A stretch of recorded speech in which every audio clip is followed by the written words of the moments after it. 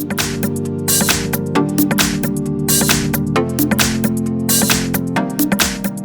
I've got Samsung Galaxy A40 and let me show you how to change date and time on the following device. At first, open list of all applications, find and select the settings. Here you should find and pick General Management and then go to date and time. And now you can either have automatic date and time or you can switch it off just by tapping on this switcher and then select the time zone.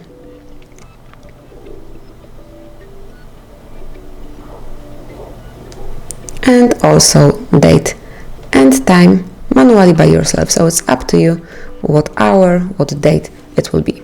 Then you can also use 24-hour format clock or you can switch it off and have the 12-hour format clock.